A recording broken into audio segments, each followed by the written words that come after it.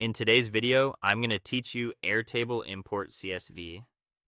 If you need to bring spreadsheet data into Airtable quickly and cleanly, importing a CSV file is one of the easiest ways to do it. The key is to move carefully through the setup so your columns, field types, and records come in exactly the way you expect. I'll walk you through the full process in a simple, practical way so you can avoid common formatting issues and keep your base organized from the start.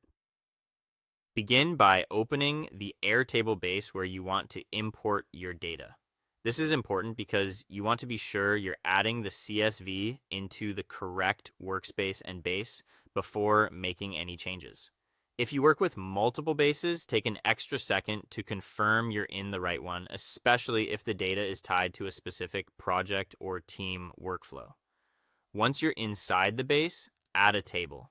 At this stage, Airtable usually gives you the option to create a brand new table or import the CSV into an existing one. Which option you choose depends on how your base is structured. If the CSV contains a separate dataset, creating a new table may be the cleaner choice.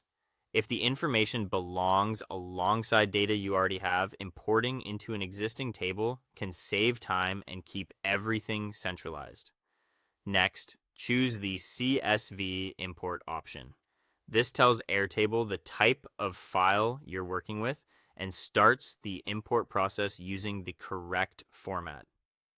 CSV files are commonly used because they're simple, lightweight, and compatible with most spreadsheet tools.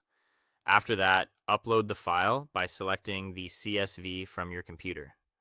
Once the file is loaded, Airtable will begin previewing the information so you can verify that the contents appear as expected. This is a good moment to pause and look for anything obviously misaligned, such as merged values or missing headers. Then map the fields by matching each CSV column to the appropriate Airtable field.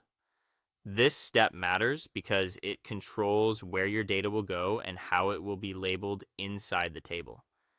Take your time here, especially if some column names are similar or if you're importing into an existing structure. Next, check the data types. Make sure dates are recognized as dates, numbers are set as numbers, and text fields are formatted correctly. Getting this right helps with sorting, filtering, formulas, and later automation inside Airtable. Finally, complete the import and review the new records. Once everything is in place, scan through the table to confirm the data looks accurate and complete. If everything checks out, your CSV import is done and your Airtable table is ready to use.